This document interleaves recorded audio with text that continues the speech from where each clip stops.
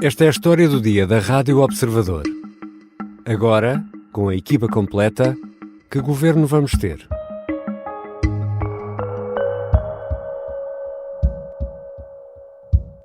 Quantos secretários de Estado temos? Foi uma boa reunião, falámos de muitos temas e relativamente à composição do governo, saber se há mais volta, bem? Luís Montenegro foi ao Palácio de Belém esta quinta-feira.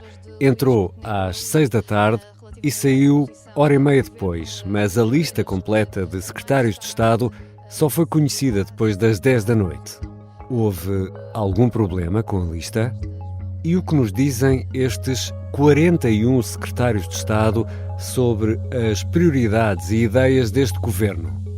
Agora, com a lista completa do elenco governativo, vou conversar com o editor de política do Observador, Rui Pedro Antunes. Eu sou o Ricardo Conceição e esta é a história do dia, de sexta-feira, 5 de abril.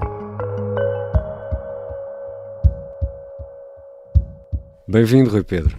Olá, Ricardo. Mais uma noitada, estamos a gravar já ao início da madrugada de sexta-feira, este episódio da História do Dia. A lista dos secretários de Estado só foi conhecida depois das 10 da noite. Ora, sei que se as contas não me falham, isto já foi mais de 4 horas depois do arranque da primeira reunião semanal entre o Primeiro-Ministro e o Presidente da República. Houve algum problema? Sim. Na verdade, quando chegou a Belém, Luís Montenegro não teria a lista completa. Teria havido alguns problemas relativamente a pessoas que não tinham ainda conseguido esclarecer a situação profissional que tinham antes e que poderá ter havido alguns recuos. Isto das primeiras informações que sabemos. Ou seja, não terá sido um caso em que o Presidente Marcelo Rebelo de Sousa terá vetado um ou dois nomes?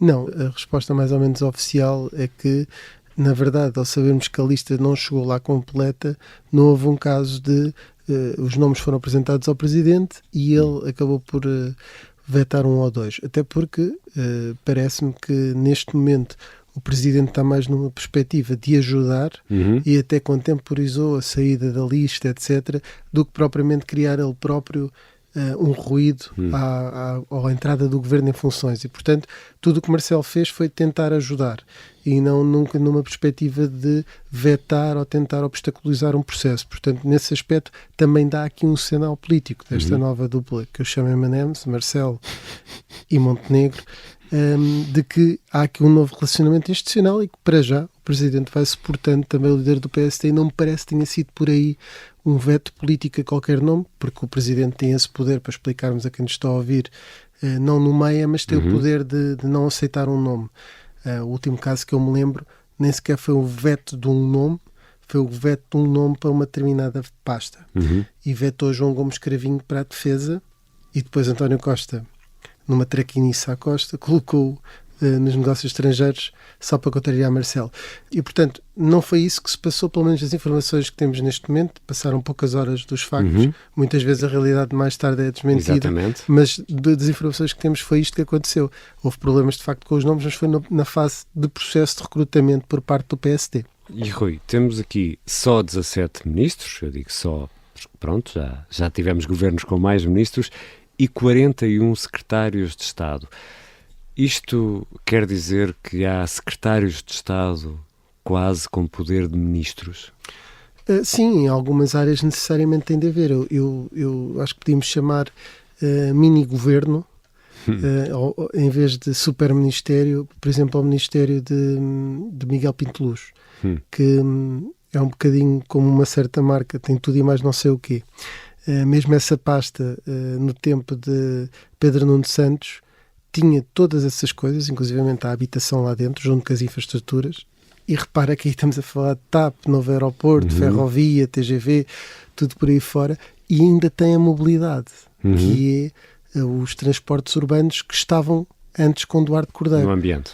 Ora, isso faz com que os secretários de Estado ganhem um poder muito acrescido, porque é impossível ao Ministro ter uma atenção completa por essas áreas. Por exemplo, daí que a Secretaria de Estado da Habitação possa ter, por exemplo, um peso especial não sendo Ministério. Ainda por cima, havendo uma estrutura anterior do Ministério que passa a ser Secretaria de Estado, a reorganização de toda a pasta da Educação, da Ciência e do Ensino Superior, também fará com que os secretários de Estado, adjuntos, etc., possam ter aí um poder específico, mesmo que não sejam dessa pasta, por exemplo, que o secretário de Estado adjunto seja uma espécie de vice-ministro, não é?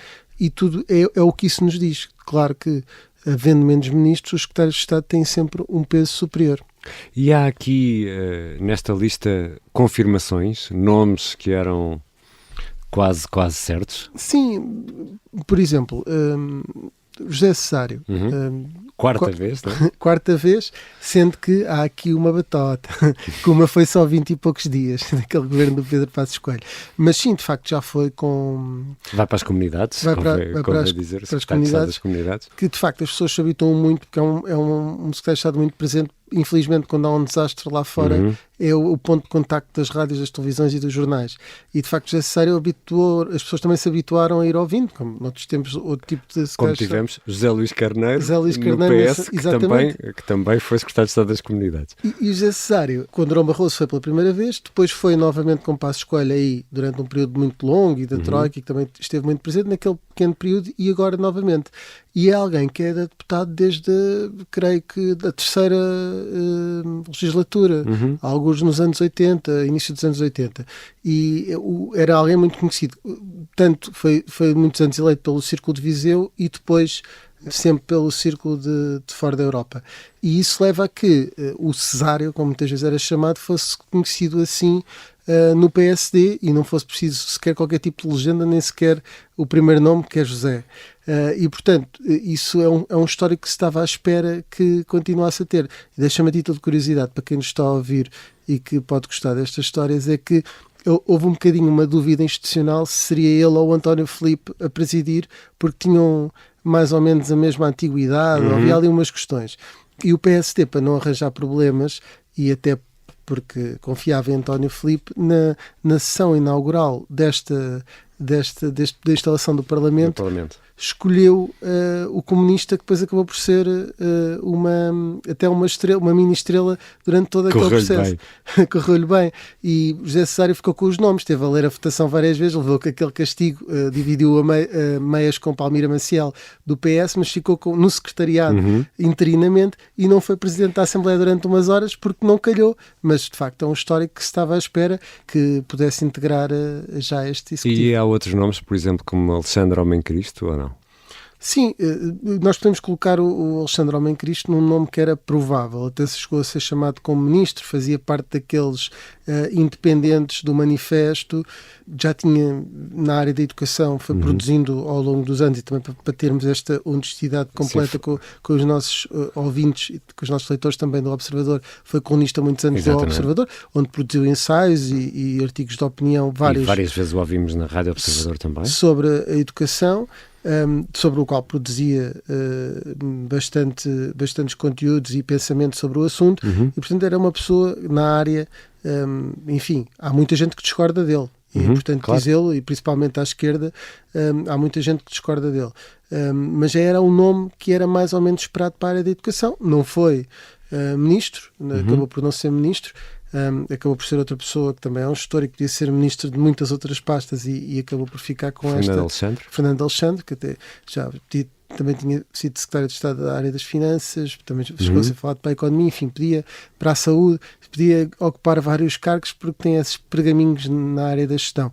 E, portanto, sim, eu diria que podíamos acrescentar o Alexandre Homem Cristo, com estas ressalvas todas, de alguma forma ter partilhado o sítio onde nós estamos connosco, com essa ressalva, mas sim, era um dos nomes que era esperados e não era esfolfim ninguém por ser do Observador, era mesmo um nome falado. E surpresas?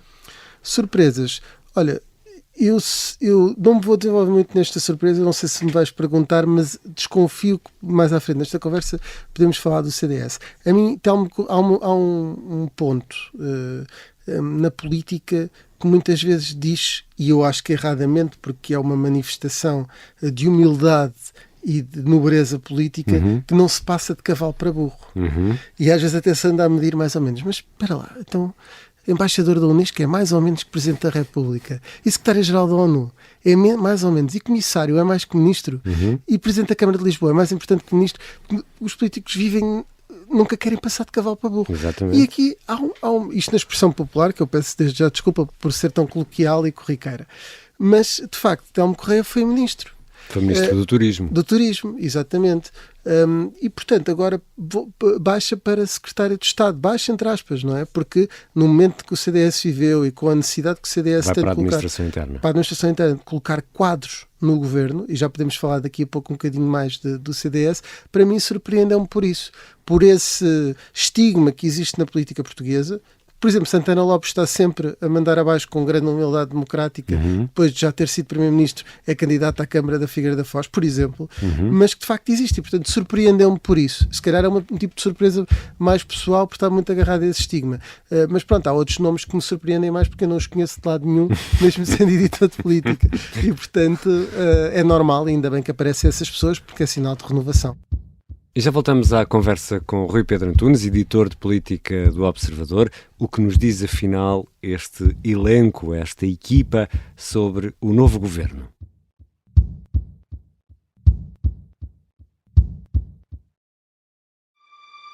Esta é a Operação Papagaio, uma série para ouvir em 6 episódios que faz parte dos Podcast Plus do Observador.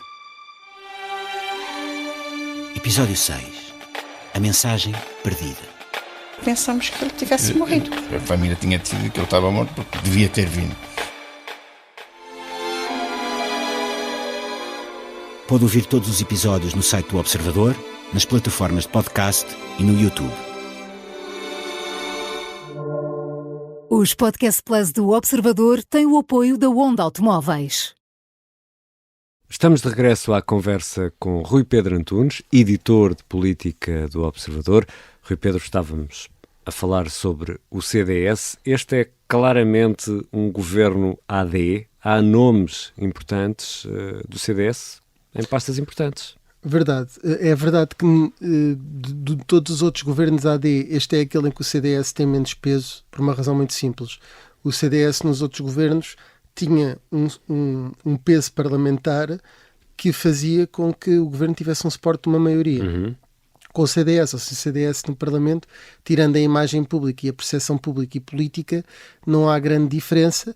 O CDS também tem apenas 2 deputados, estava sequer fora do Parlamento no início, e tudo isso condiciona. Só que o PSD teve uma relação de, não digo de irmão mais velho, mas de amigo mais velho, que não se importa de, num dia, tirar uma parte e dar um bocadinho mais com que abdicando de alguma coisa para dar um bocadinho mais a um velho amigo que está numa situação pior. E creio que foi isso que fez, porque a defesa de facto é uma pasta forte, uma pasta quente, com 2 guerras a acontecer no contexto em que estamos. E aí vai ter Nuno Melo e Álvaro Castelo Branco. E aí vai ter Nuno Melo e Álvaro Castelo Branco, até prosseguindo aquilo que é uma imagem que na defesa se associa muito ao CDS. Paulo Portas até foi, enfim, espero que amanhã não comece a receber e-mails de militares, mas da percepção que eu tenho, na altura foi dos ministros, nos últimos anos, dos ministros da Defesa, que as Forças Armadas mais reconheciam. Eu cheguei a conhecer alguns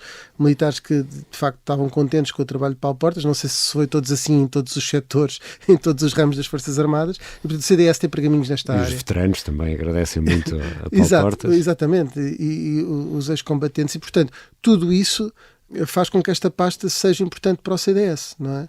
E o facto de Nuno Melo conseguiu é importante. E depois, e agora para voltar atrás onde nós estávamos na nossa conversa em Telmo Correia, a área da administração interna, que tem aqui um papel muito importante. É uma área que costuma estar no CDS, porque o CDS é um partido à direita desta coligação, que se preocupa com questões de segurança interna, e que tem neste momento, ao contrário do que Paulo Portas sempre tentou e sempre desejou, à sua direita não tem uma parede, tem o Chega. E, portanto, tendo à sua direita o Chega, que lhe roubou uma boa parte do eleitorado, dos militantes e até de alguns quadros, principalmente não é se calhar os nacionais e conhecidos, é pessoas, se calhar nas 10 pessoas mais importantes de Viseu, de Bragança, de Braga, se calhar encontramos muita gente que foi para o Chega, que estava no CDS antes. E ter estas pastas e poder mostrar o que o CDS vale naquilo que é a sua visão sobre a segurança pública, sobre a administração interna, é importante. E, portanto, também aqui as áreas não foram escolhidas ao acaso. E também há muitas pessoas que vêm de uma organismo chamado Sim. Conselho Estratégico Nacional do PSD. Sim. O que é isto? Olha, Ricardo, não é um dos órgãos nacionais do PSD, como é o Conselho Nacional, como é o Congresso, etc., ou como é a própria Comissão Política, a direção. É um órgão, não lhe queria chamar ad hoc, mas é um órgão que é criado da estrutura, que não é daqueles órgãos obrigatórios estatutários que É um existiam. braço. É um braço que Rui Rio recuperou, criou, enfim, já houve outros nomes de estudos, que também está previsto nos estatutos. Rui Rio criou e Luís Montenegro, em vez de fazer política de terra queimada, viu que tinha ali uma coisa importante, que é que ele também distribui cargos, porque alguém é sempre coordenador de qualquer coisa. Também é preciso que se diga que também é importante, porque uns ficam chateados, não vão para vice-presidente, então vais para coordenador do CEN, do Conselho Estratégico Nacional, para a defesa ou para o que quer que seja. Portanto, é uma espécie de think tank?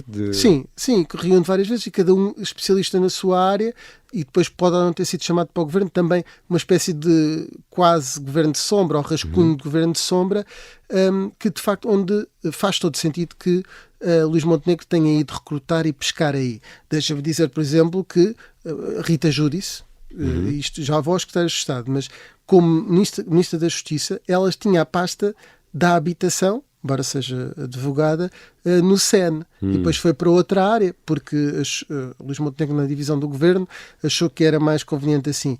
Quem é que era o líder desse CEN? Era Pedro Duarte, que agora é ministro também. Portanto, logo a 2 ministros já tinham lá ido. E agora, naturalmente, também foram lá recrutar outro tipo de pessoas, que, enfim, não estão só por serem do CEN, mas, por exemplo, Inês Domingos, que agora é secretária de Estado dos Assuntos Europeus, que até tinha uma pasta diferente, que também não era essa, ou o Nuno Sampaio, que também podemos... Que trabalha com o Marcelo Rebelo de Sousa. Exatamente, também vem depois na tal cota de Belém, que não é só desta Belém, mas também é de Belém de Cavaco Silva, o Rui Freitas, que também tinha, creio que a área dos fundos estruturais, a Ana Isabel Xavier, a Cristina Vaz Tomé, enfim, houve recrutamento no Conselho Estratégico Nacional e acho que faz sentido que assim seja. Isso quer dizer que este governo tem poucos independentes, tem pouca sociedade civil? Há contas e eu vou, enfim, nós jornalistas temos sempre que filtrar a informação. É impossível porque, enfim, a própria Constituição até protege, por razões do passado, a militância. Muitas vezes é difícil confrontar se as pessoas ainda são militantes, têm cotas pagas. Já foram. Exato. E dizem-nos fontes oficiais que haverá 17 independentes nestes secretários de Estado. É difícil confirmar, mas eu estou a dar este valor não como um dado fechado, mas para reflexão, e se for não é mau. Portanto, 17 mulheres e 17 independentes. E se assim for, eu creio que não será mau. Agora, ainda bem que me diz isso, Ricardo, porque... Ainda bem que lhe faço essa pergunta. Exatamente. São 17 mulheres e são 23 independentes. Assim é que é. Eu estava com o número na cabeça e ainda bem. Mas isto é um número que me parece, de facto, exagerado, porque, independentemente de serem independentes, são pessoas da órbita, da rede do PSD. Podem ser independentes que até estejam no CEN e que não sejam militantes, que tenham sido convidados precisamente nessa condição de independente. Agora, claro que, não sendo propriamente prata da casa, e várias pessoas da sociedade civil, naturalmente que também têm independentes e têm alguma abertura, como também têm não independentes. Para dar um exemplo, na agricultura, o secretário de Estado, o João Moura, é líder de uma distrital, da distrital de Santarém. Um distrito onde a agricultura é naturalmente importante. Claro. Também há pessoas do aparelho. Se formos falar, por exemplo, do Emílio Sousa, eu digo-te o poder que ele tem na feira onde era autarca, em termos de votos também foi internos. Presidente da Câmara. Exatamente. E outras pessoas, aqui se fôssemos, por exemplo, aos ministros, o José Manuel Fernandes, que é Ministro da Agricultura e das Pescas, em Vila Verde também tem um poder, uma influência do PSD na Distrital de Braga imenso. Não quer dizer que sejam pessoas do partido, que também as há, mas também é certo que há independência e houve essa abertura à sociedade civil, mesmo que lá está, sejam pessoas que estão confortáveis, estão na órbita, dão-se bem com o PSD e estão sempre nesses think tanks e nos colóquios, etc. E olhando para os ministros e secretários de Estado, há aqui um claro e especial cuidado com os assuntos parlamentares. Olha, os assuntos parlamentares, Ricardo, é curioso porque, naturalmente, quem tem essa pasta é o Pedro Duarte, como nós dizíamos, do CEN. Depois, há aqui uma pessoa que até se pode encaixar um bocadinho também nas surpresas, que é Carlos Abreu Amorim, que é tipo, como é que eu ia dizer? Um agitador. Ele tinha muitos tweets, mesmo no tempo de Pedro Passos Coelho. Era um provocador. Poderíamos considerar até um secretário de Estado mais político, mais de salão. Fica com a Secretaria de Estado dos Assuntos Parlamentares, mais de salão. E se nós olharmos ali para Pedro Duarte, tem um perfil mais conciliador, temos ali um atirador furtivo. Estamos que a ter um polícia bom e um polícia mau no Parlamento. Eu só estou a imaginar dois snipers, que é o Carlos Abreu Amorim e depois como líder parlamentar o Hugo Soares e o Pedro Duarte no meio a dizer calma, não é? E, portanto, a ser o conciliador. Portanto, se a ideia é mostrar que o Pedro Duarte é um moderado, ter lá o Carlos Abreu Amorim ao lado também acaba por ser interessante. E deixa-me dizer que nessa pasta, há pouco falávamos dos secretários de Estado de Ministros, está o desporto. E vem aí a preparação do Mundial, é uma pasta importante. É um homem que vem da Federação Portuguesa de Futebol. Sim, o futebol domina, bem ou mal, e cada vez menos, ainda bem, que já vão aparecendo muitas modalidades, mas ter conhecimento do futebol também é importante e do funcionamento do desporto em Portugal, e também os assuntos parlamentares fica com essa pasta, não fica com Margarida Balseiro Lopes na Juventude, que tem depois lá outra coisa, que é o simplex do PSD, que é a modernização, mas não tem o desporto, que fica nos assuntos parlamentares. É uma maneira também de compor mais esse ministério, que está ali no centro parlamentar e onde tudo se vai discutir nos próximos tempos. Resumindo tudo isto, Rui Pedro Antunes, o que é que esta equipa, 17 ministros, 41 secretários de Estado, nos diz sobre este 24º Governo Constitucional? Olha, o Luís Marcos Mendes dizia que isto era prata da casa, podemos lhe chamar laranja da casa. É muita gente do partido. Vamos ver, eles vão ser muito espremidos, como se fosse uma laranja. Vamos ver como é que se dão relativamente a isso, se de uma forma mais doce ou menos doce. E que é um governo que, de facto, é de combate político. Parece estar mais ou menos controlado naquilo que será a lealdade ao seu líder e aos seus líderes, porque Luís Montenegro também não lidera isto tudo sozinho, e nesse aspecto parece-me um governo adequado. Não é tão como aquele governo de Passos Coelho para 20 dias que pareciam todos que estavam a prazo. Estes também podem estar a prazo, mas também podem estar 4 anos. Ou seja, eles não vão ali, como dizia Luís Montenegro, para estar de turno. Vamos ver depois como é que se dão muitos. O facto da renovação também traz estas coisas. É que também tem muita gente inexperiente. Também lá estão os experientes. Vamos ver como é que ele faz esse equilíbrio e como é que gera este balneário de equipamentos cor de laranja. Obrigado, Rui Pedro. Obrigado, Ricardo. Rui Pedro Antunes é editor de política do Observador. Esta foi a história do dia. O som que ouvimos no início foi registado pela RTP.